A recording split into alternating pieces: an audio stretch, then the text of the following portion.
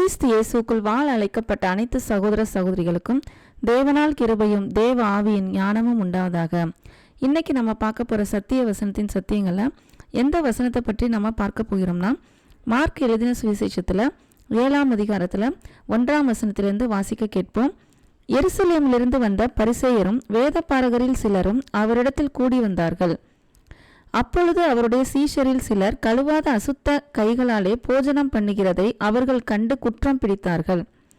ஏனெனில் பரிசேயர் முதலிய யூதர் அனைவரும் முன்னோர்களின் பாரம்பரியத்தை கைக்கொண்டு அடிக்கடி கை கழுவினால் ஒழிய சாப்பிட மாட்டார்கள். கடையிலிருந்து வரும்போதும் ஸ்நானம் பண்ணாமல் சாப்பிட மாட்டார்கள். அப்படியே செம்புகளையும் கிண்ணங்களையும் செப்பு குடங்களையும் மனைகளையும் கழுவுகிறதும் அல்லாமல் வேறு அநேக ஆச்சாரங்களையும் கை கொண்டு வருவார்கள். அப்பொழுது அந்த பரிசேயரும் வேதபாரகரும் அவரை நோக்கி, உம்முடைய சீஷர்கள் முன்னோர்களின் பாரம்பரியத்தை மீறி ஏன் கை கழுவாமல் சாப்பிடுகிறார்கள் என்று கேட்டார்கள். அவர்களுக்கு அவர் பிரதியுத்தரமாக, இந்த ஜனங்கள் தங்கள் உதடுகளினால் என்னை கனம் பண்ணுகிறார்கள், அவர்கள் இருதயமோ எனக்கு தூரமாய் விலகி இருக்கிறது என்றும், மனுஷருடைய கற்பனைகளை உபதேசங்களாக போதித்து வீணா எனக்கு ஆராதனை செய்கிறார்கள் என்றும் எழுதியிருக்கிற பிரகாரம் மாயக்காரராகிய உங்களுக்கு குறித்து ஏசாயா நன்றாய் தீர்க்கதரிசனம் சொல்லி இருக்கிறான். நீங்கள் தேவனுடைய கட்டளையை தள்ளிவிட்டு மனுஷருடைய பாரம்பரியத்தை கைக்கொண்டு வருகிறவர்களாய் கிண்ணங்களையும் செம்புகளையும் கழுவுகிறீர்கள் மற்றும் இப்படிப்பட்ட அநேக சடங்குகளையும் அனுசரித்து வருகிறீர்கள் என்றார். இந்த வசனங்களை தான் இன்னைக்கு நம்ம பார்க்க போகிறோம். இதை தொடர்ந்தும் அடுத்தடுத்த வசனங்களும் இதை தொடர்ந்து இதோடைய இந்த டாபிக் சம்பந்தமாகவே, அதாவது இதை பற்றினே தான் வரும். அதில் நம்ம இன்னைக்கு 8 வசனங்கள் வரைக்கும் பார்க்க போகிறோம்.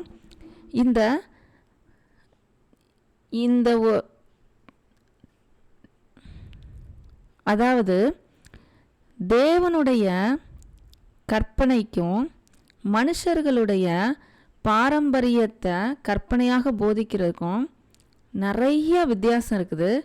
ஆனால் அதை கண்டுபிடிக்க முடியாத வித்தியாசங்கள் இருக்குது.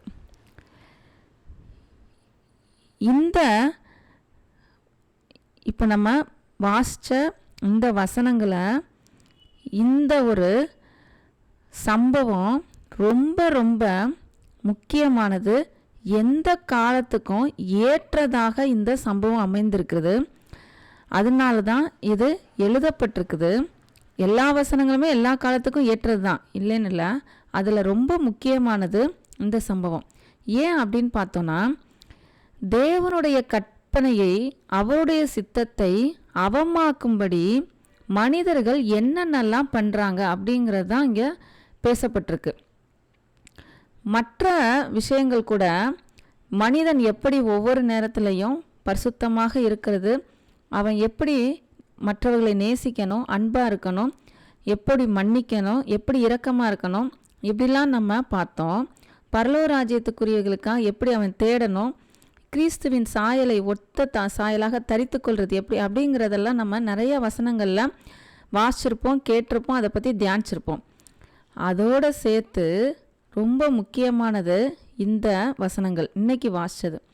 ஏன் அப்படின்னா, நம்ம மனம் திரும்பி இருக்கலாம், ஞானஸ்நானம் பெற்றிருக்கலாம், அவருடைய வசனத்தை வாசிக்கலாம், அனுதினமும் அவரை பற்றி யோசிக்கலாம், எல்லாமே பண்ணலாம்.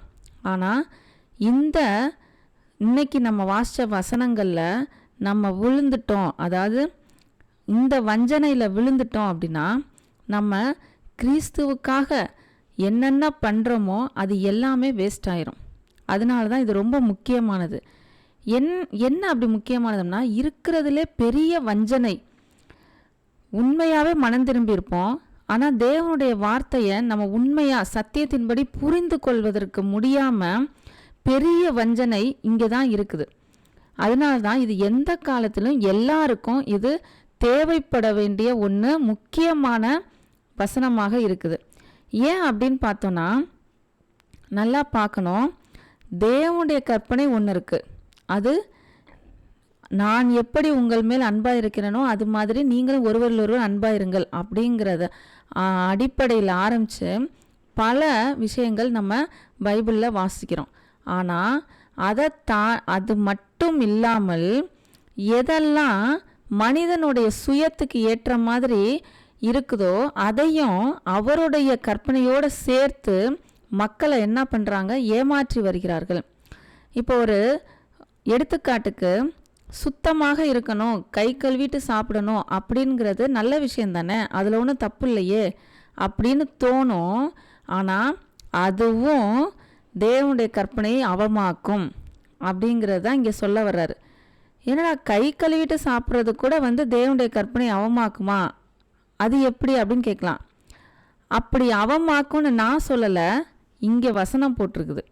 ஏன்னா என்ன பண்ணுறாங்க, செம்புகளையும் கிண்ணங்களையும் கழுவுறாங்க, அதாவது பாத்திரங்களை கழுவி சுத்தமாக இருக்கிறது அப்படிங்கிறதே திரும்ப திரும்ப செய்கிறாங்க.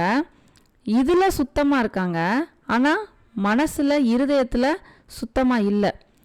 ஏன் இது தேவனுடைய கற்பனை அவமாக்குது அப்படின்னா, எந்த ஒரு விஷயமும் சரி, எந்த ஒரு காரியமும் சரி, தேவனுக்கு மேலே எது மேலோங்கி நிற்கிறதோ அது போதகமாக இருந்தால் கூட, அது நல்ல போதகமாக இருந்தால் கூட, போதகம்னா கிறிஸ்துவை சார்ந்த போதகம் இல்லை, இந்த உலக ரீதியான போதகம் நல்ல விஷயமாக இருந்தால் கூட தேவனுக்கு மேலே, கிறிஸ்துவை பற்றினதுக்கு மேலே இருந்துச்சுன்னா அது தேவனுடைய கற்பனையை கட்டாயமாக அவமாக்கும். இப்போ அதான் எடுத்துக்காட்டு சொன்னோம், கை கழுவிட்டு சாப்பிட்றத சொன்னோம். இன்னும் அநேக என்னதற்கு சடங்குகள் மாதிரி, அதாவது டாக்ட்ரின்ஸு இன்றும் நடந்து கொண்டிருக்கிறது. இது வேற்று மதத்தில் சொல்கிறத இங்கே சொல்ல வரல, வேற்று மதத்தில் அது அவர்களால் வேற எங்கேயோ சொல்லப்பட்டு கை கொள்ளப்பட்டு வருகிறார்கள். ஆனால் இங்கே சொல்லப்படுறது எப்படி அப்படின்னா, கிறிஸ்துவை ஏற்றுக்கொண்டவர்களுக்குள்ளேயே பல கொள்கைகளை வைத்துக்கொண்டு, இப்படித்தான் நாங்கள் எங்கள் சர்ச்சில் பண்ணுவோம், இப்படி தான் எங்கள் சபையில் பண்ணுவோம், இதுதான் எங்களுடைய முறை அப்படின்ட்டு வச்சுருக்காங்க பார்த்தீங்களா. அது தேவனை அவமாக்குது, அவருடைய சத்தியத்தை அவமாக்குகிறது. இன்று ஒவ்வொரு சபையிலையும் எல்லா இடத்துலையும் ஒரு சிஸ்டமேட்டிக், ஒரு வரைமுறை அப்படி ஒன்று வச்சுருக்காங்க இல்லையா, அதுவே தேவ கற்பனையை, தேவனுடைய சத்தியத்தை அவமாக்கும். தேவனை எந்த ஒரு மனிதனுடைய வரைமுறைக்குள்ளே கொண்டு வரவே முடியாது. அவருடைய அனாதி திட்டத்தை எந்த மனிதனாலும் இதுக்குள்ளே தான் இருக்கும் அப்படின்னு சொல்ல முடியாது. ஒரு எடுத்துக்காட்டுக்கே சொல்லலாம்னா, அனைவரும் இந்த உலகத்தில் பிறந்தவங்க மரணத்தை, அதாவது இந்த உலக பிரகாரமான மரணத்தை ருசி பார்த்து அதுக்கப்புறம் தான் யார் மறுரூபமாவாங்க, யார் தேவனுக்கு உள்ளே இருப்பாங்க, பரலோகத்தில் எப்படி இருப்பாங்க, யார் பாதாளத்துக்கு போவாங்க, நரகத்துக்கு போவாங்க அப்படிங்கிறதெல்லாம் ஒரு பக்கம் இருக்குது. ஆனாலும் எல்லாருமே இந்த உலக மரணத்தை கொண்டு போவாங்கிற ஒரு நியதி இருந்தாலும் அதுலேயும் என்ன இருக்குது, ஒரு எக்ஸப்ஷன் இருக்குது. அதுக்கு எடுத்துக்காட்டு ஏனோக்கு. அது மாதிரி தேவனுடைய திட்டமோ ஆலோசனையோ எதையுமே ஒரு வரைமுறைக்குள்ளே நம்ம கொண்டு வர முடியாது. அவர் நினைத்தால் என்ன பண்ணலாம், யாரை வேணாலும் அப்படியே உயிரோடு எடுத்துக்கொள்ளலாம், இப்படித்தான் நடக்கும் அப்படின்லாம் நம்ம முடிவு செஞ்சிட முடியாது. அவர் நித்திய ஜீவனை நமக்கு கொடுத்திருக்கிறவர், கிறிஸ்து மூலமாக நமக்கு தந்திருக்கிறவர். அப்படி இருக்கும்போது நம்ம இப்படித்தான் நடக்கணும் அப்படித்தான் நடக்கணும் அப்படின்னு இல்லை. இன்னொரு எடுத்துக்காட்டு பாருங்க, 7ஆம் நாள் ஓய்வு நாளாக இருந்தான்னா ஓய்வு நாளை பரிசுத்தப்படுத்துவாயாக அப்படின்னா என்ன அர்த்தம், அன்றைக்கு அவரை பற்றின தியானம் இருக்கணும் அப்படின்ட்டு. ஆனால் கிறிஸ்துவுக்கு அப்புறம் என்ன சொல்லிட்டாரு, மனுஷகுமாரன் ஓய்வு நாளுக்கும் ஆண்டவராக இருக்கிறார், 7ஆம் நாள் மட்டும் ஓய்வு நாளில் எல்லா நாளும் தன்னைத்தான் வெறுத்து அனுதினமும் தன் சிலுவையை சுமந்து சொல்றாரு. 7ஆம் நாள் மட்டும் சுமந்து சொல்லல, அனுதினமும் அவரை தியானிக்கணும், அனுதினமும் அதற்காக பாடுபட்டு அவர் பின்னால் போகணும்.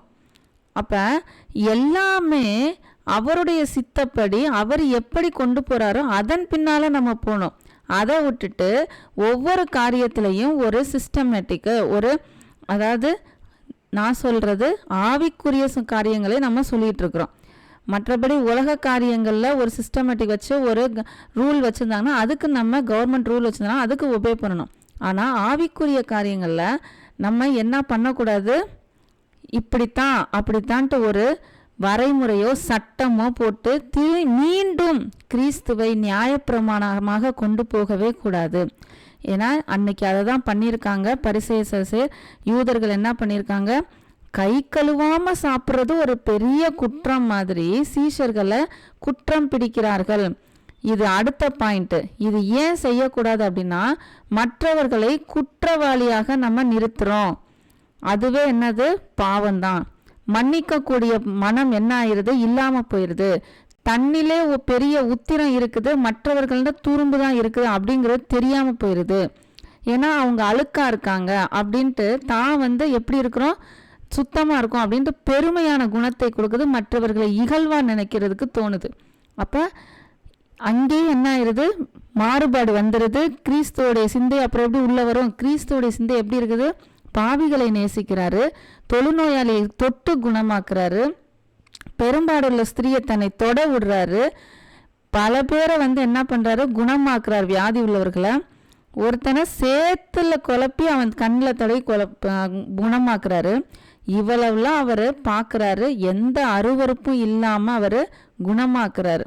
அப்படி இருக்கும்போது இந்த கை கழுவிட்டு சாப்பிட்றது, செம்புகளையும் கிண்ணங்களையும் சுத்தமாக்கிக்கிட்டே இருக்கிறது, இந்த மாதிரி சடங்குகள்லாம் என்ன ஆயிடுது அப்படின்னா, தேவனுடைய கற்பனையை அவமாக்குது, தேவனையே என்ன பண்ணுது, அவமானப்படுத்துது. அதனால தான் இந்த காரியத்தில் இது நடந்தே ஆகணுங்கிற மாதிரியே சீஷர்கள் கை கழுவாமல் சாப்பிட்றாங்க. அதுக்கு தேவனே திட்டப்படி இந்த விஷயத்தை, இந்த போதனையை வெளியில் கொண்டு வருவதற்கு இன்றைக்கும் அது பயன்படுத்துவதற்கு ஏதுவாக இந்த காரியம் அமைந்திருக்குது.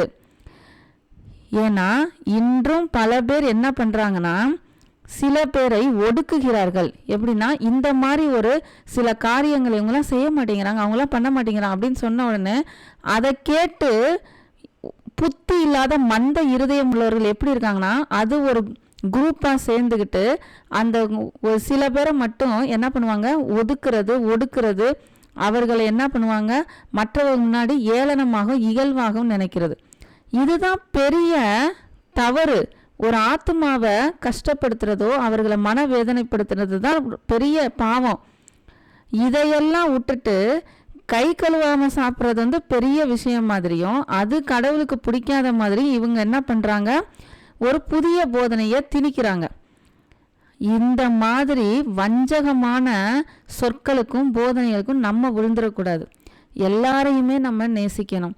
எப்படின்னா, இயேசு கிறிஸ்து பாவிகளை நேசிச்சார், பெருமையானவர்களுக்கு எதிர்த்து நிற்கிறார், தாழ்மை உள்ளவர்களுக்கு கிருபை அளிக்கிறார். அதே மாதிரி இந்த வஞ்சகமான போதனைக்கு நம்ம அடிபணிஞ்சிட்டோம், நம்ம விழுந்துட்டோம் அப்படின்னா நம்ம எப்படிப்பட்டவர்களாக மாறிடுவோம், பெருமைக்குரியவர்களாக மாறிடுவோம். பெருமைக்குரியவர்களாக மாறிட்டா நமக்கு என்ன கிடைக்காது, கிருபை கிடைக்காது. கிருபை இல்லைன்னா எப்படி பாவ மன்னிப்பு கிடைக்கும், எப்படி அவரோட நம்ம ஐக்கியமாக முடியும்? அப்போ இந்த அவமாக்கக்கூடிய மனுஷனுடைய கற்பனைகள் என்னென்ன அப்படின்னு பார்த்தோம். எதையெல்லாம் நம்மளை குழப்பி விடுறது, நம்மளை அவரை சிந்திக்க விடாமல் ஆக்குறது அப்படின்னா, இந்த உலக பிரகாரமாக இருக்கிற ஒரு வெளிப்படையான ஒரு சுத்தம். அடுத்தது உலக பிரகாரமாக ஒரு ஒரு ஒரு நிறுவனமாக ஏற்படுத்தி அவர்களை ஒரு சட்டப்படி, அதாவது சட்டப்படினா கவர்மெண்ட்டோட சட்டப்படி கிடையாது, ஒவ்வொரு சர்ச்சுக்கும் ஒரு டாக்டரின்ஸ் வச்சுருக்காங்கள, அந்த நியதிப்படி வச்சுருக்கதும். அது மட்டும் இல்லாமல், அதாவது வசதியாக இருக்கிறவங்களுக்கு ஒரு விதமான மரியாதையும், தாழ்ந்தவர்களுக்கு ஒரு விதமான மரியாதையும், இந்த மாதிரியும் ஒரு டாக்டரின்ஸ் இருக்குது. இப்படி ஒவ்வொரு விஷயத்துலையும் நம்ம பார்த்தோன்னா மாறுபாடுகள் இருந்து கொண்டே தான் இருக்குது. இப்படிப்பட்டவைகள் என்னென்ன பண்ணும் அப்படின்னு பார்த்தோன்னா, முதலாவது நம்மளை பெருமைக்குள்ளவர்களாக மாற்றும், அதுக்கு நம்ம அடிபணிஞ்சோன்னா. அடுத்தது மற்றவர்கள் பார்க்கணும் அப்படிங்கிறதுக்காக நம்ம பக்தி போலியான பக்தியாக மாறிடும். மூன்றாவது விஷயம் என்ன ஆகும் அப்படின்னா, சுயநலமாக நம்ம நினைக்க தோணும் எல்லா நேரத்துலையும். அடுத்தது தேவனுடைய சத்தியத்தை சரியான பதத்தில் புரிந்து கொள்ள முடியாமல் நமக்கு ஏற்ற மாதிரியே புரிந்து கொள்ள மாதிரி வேற்று போதகம், கள்ள போதகம் உள்ள நுழைஞ்சிரும். அஞ்சாவது, நம்மளால சரியான ஆத்துமாவை நம்மளால் என்ன பண்ண முடியாது, ஆதாயப்படுத்தவே முடியாது. குருடன் வழிகாட்ட முடியுமா? கட்டாயம் முடியாது.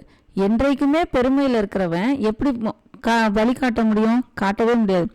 6வது, யாரையுமே மன்னிக்க மனசு வராது, இரக்கம் வராது. அப்படி இருக்கும்போது அன்பு எப்படி வரும்? அன்பும் வராது. இவ்வளவுலாம் நடக்கும்போது அதுக்கப்புறம் எப்படி விசுவாசத்தில் இருக்கிறோன்னு சொல்ல முடியும்? இது எல்லாமே இன்றைக்கு பெரும்பாலான சபைகளில் இருந்துக்கிட்டு விசுவாசின்னு நம்ம சொல்கிறோம். அப்புறம் எப்படி அது விசுவாசம் உண்மையா? இது கிரியை இல்லாத விசுவாசம். பிசாசுகளும் தேவனை கண்டு நடுங்குகின்றது. அப்படி இருக்கும்போது அதுவும் விசுவாசிக்குது அப்படின்னு சொல்ல முடியுமா? இல்லையே. அந்த மாதிரி விசுவாசம் தான் இன்றைக்கு மாயையான விசுவாசம் தான் இன்னைக்கு எல்லா இடத்துலையும் நம்ம பார்க்குறோம். அப்போ இந்த பாரம்பரியத்தையும் சடங்குகளையும் வைத்துக்கொண்டு இதை கடவுளுக்கு மேலே நம்ம ஆசரித்து கொண்டு வந்தோம்னா தேவனை அவமாக்குகிறோம். அதனால தான் இந்த வசனத்தில் என்ன போட்டிருக்கு? உதடுகளினால் என்னை கனம் பண்ணுகிறார்கள். இன்றைக்கு அப்படிதான் நடந்துட்டு இருக்கு. ஆராதனை வீரன், நாங்கள் ஒர்ஷிப் லீடர் அப்படின்னு சொல்கிறோம் இல்லையா? ஆனால் உதடுகள்னால என்ன பண்ணுறாங்க? துதிக்கிறாங்க, ஸ்தோத்திரம் பண்ணுறாங்க. ஆனால் அவர்களால் தன்னோடு இருக்கிற ஒரு சகோதரரையோ சகோதரியோ மன்னிக்க முடியல. யாரையும் அருவருப்பாக பார்க்காம யாரையும் ஏற்றுக்கொள்ள முடியலை. பெருமையானவைகளையே சிந்திக்கிறாங்க, பெருமையானவர்களையே யோசிக்கிறாங்க, பெருமையான காரியங்களையே செய்கிறாங்க. அப்படிப்பட்டவர்களுக்கு எப்படி கிருபை கிடைக்கும்? அப்படிப்பட்டவர்கள் எப்படி தேவனை சரியான முறையோடு எப்படி அவங்களால புரிந்து கொள்ள முடியும்? இதுதான் இன்னைக்கு பெரிய பிரச்சனையாகவே ஓடிட்டுருக்கு எல்லா இடத்துலையும். இப்போ நம்ம சொல்கிறது கிறிஸ்துவை அறியாத மக்களுக்கு சொல்ல, கிறிஸ்துவை அறிந்த மக்களுக்குள்ளேயே இந்த பிரச்சனைகள் ஓடிட்டுருக்கு. அதனால தான் அறியாத மக்கள் உள்ளே வருவதற்கு பயப்படுறாங்க. ஆத்துமாக்கள் உள்ளே வருவதற்கு பயப்படுறதுக்கு காரணமே இப்படிப்பட்ட பல சடங்குகளையும் பல டாக்டரின்ஸையும் மேலோங்கி வைத்துக்கொண்டு எப்படி ஆயிடுச்சு அப்படின்னா, இவ்வளவு சத்தம் போட்டு துதிச்சாதான் கடவுள் கேட்பார் அப்படிங்கிற அளவுக்கு போய் பல ஆத்துமாக்கள் உள்ளே வரவிடாத அளவுக்கு ஆயிடுச்சு. பேசுறது யாருக்கும் புரியலை, ஜெபம் பண்ணுறது யாருக்கும் புரியலை. இப்படி யாராவது அவிசுவாசி உள்ள வரும்போது இப்படி கேட்டால் என்ன ஆவாங்க? பயந்துக்கிட்டு ஓடிடுவாங்க. அப்படிப்பட்ட விஷயத்த பவுல் சொல்லி இருந்துமே ஆனால் இன்றைக்கும் அப்படிதான் நடந்துட்டு இருக்கு. இதுதான் உதடுகளினால் கனம் பண்ணுகிறார்கள், ஆனால் இருதயமும் எப்படி இருக்கு? தூரமாக இருக்குது. அது எப்போ? எசாயா தீர்க்கதரிசியே சொல்லிட்டான் அப்படின்னு சொல்றாரு. மனுஷருடைய கற்பனைகள்னா என்ன? அவங்களுக்கு ஏற்ற மாதிரி சில கொள்கைகளை எடுத்துக்கொண்டு உபதேசங்களாக போதிக்கிறாங்க. வாரம் அப்படிதான் போதிக்கிறாங்க. வீணா எனக்கு ஆராதனை செய்தால், அப்படி செய்கிற ஆராதனை எப்படிப்பட்டது? வீண், சுத்த வீண். நான் இன்னைக்கு ஆராதனை பண்ணிட்டேன், நான் தேவனோட ஒன்றிச்சிட்டேன், இன்னைக்கு பல பேரும் ஆராதனை நல்லபடியாக நடத்திட்டேன் அப்படின்னு சொல்ற பெருமை எல்லாம் அடங்கி போகுது. இது எல்லாமே வீண். இது உண்மையான ஆராதனை கிடையாது, இது உண்மையான ஒர்ஷிப் கிடையாது. தேவனை அவமாக்குறாங்க. எல்லாத்தையும் நம்ம புரிந்து கொள்ளணும். அதை இருதயத்தில் வைத்து உண்மையாவே தேவனை எப்படி தேடுறது, அவர் எப்படிப்பட்டவர், அவருக்குள்ள எப்படி நம்ம பாவ மன்னிப்பை பெற்றுக்கொண்டு அவரோடு எப்படி ஒன்றித்து உறவாடணும் அப்படிங்கிறத நம்ம என்ன பண்ணணும்? புரிந்து கொள்ளணும். இதை தான் இன்னைக்கு நம்ம இந்த வசனங்களில் நம்ம பார்த்தோம். அதனால தேவனுடைய கட்டளை தள்ளிவிட்டு மனுஷருடைய பாரம்பரியத்தை கை கொண்டு வருகிறவர்கள் கிண்ணங்களையும் செம்புகளையும் கழுவுகிறீர்கள்னா இப்படிப்பட்ட வீணா எனக்கு ஆராதனை செய்கிறார்கள் அப்படின்னு சொல்றாரு. பாருங்க, அவங்க ஒரு குற்றம் பிடிக்கிறாங்க. அந்த குற்றம் பிடிக்கிறதுலே இயேசு கிறிஸ்து என்ன சொல்றாரு? வசனத்தை எடுத்து காமிச்சு அவர்களை என்ன பண்றாரு? அவர்களுக்கு புரிய வைக்கிறாரு. அதுல வசனத்தை வச்சு அவர்களை என்ன பண்றாரு? மடக்கிறாரு. இன்றைக்கு நம்மளால என்ன பண்ண முடியும்? வசனமே நம்ம ஒழுங்கா படிக்கிறதில்ல, வாசிக்கிறதில்ல. அப்புறம் எப்படி நம்ம அவர்கள் செய்யக்கூடிய அந்த முறைகளை எப்படி நம்மளால புரிஞ்சுக்க முடியும்? வசனத்தை நம்ம சரியான முறையில் அவருடைய ஆவியோட துணையோட, பசுத்தாவின் துணையோடு புரிந்து கொண்டால்தான் அவர்கள் செய்யக்கூடிய அனைத்து விதமான வஞ்சகங்கள்ல இருந்தும் நம்ம தப்பிக்க முடியும். அதனால இந்த வசனங்கள் என்றைக்குமே நம்முடைய வாழ்க்கைக்கு எந்த காலத்திலும் எல்லா மனிதர்களுக்கும் இது ரொம்ப பயன்பாடு உள்ளதாக இருக்கிறதுனால தான் இது எழுதப்பட்டிருக்குது. நாம் வஞ்சிக்கப்படாமல் அவருடைய சத்தியத்திற்குள் என்றும் நிலைத்திருந்து தேவ கற்பனையை அவமாக்காமல் அவருடைய சத்தியத்தை நம்ம சரியான முறையில் பின்பற்ற வேண்டும். மனிதர்கள் நிறைய கற்பனைகளை உபதேசங்களா போதிப்பாங்க. அவர்களுடைய நிறுவனம், அவருடைய ஸ்தாபனம், அவருடைய சபை நிலைநிறுத்துவதற்காக புதுசா கொள்கைகளை கொடுப்பாங்க. ஆனால் அதுக்கெல்லாம் நம்ம என்ன ஆயிடக்கூடாது, அடிபணிஞ்சிடக்கூடாது. நம்ம எல்லாவற்றிலும் தெளிவாக இருந்து தெளிந்த புத்தி உள்ளவர்களாக இருந்து எது தேவனுக்கு பிரியமானது அப்படிங்கிறத சோதித்தறிந்து நலமானதை நம்ம பிடித்து கொள்ள வேண்டும். அடுத்த சத்தியத்தில் இதே சத்தியத்தை தொடர்ந்து நம்ம இன்னும் தெளிவாக நம்ம பார்ப்போம். அடுத்த சத்தியத்தில் நம்ம இன்னொரு சத்தியத்தை பார்ப்போம்.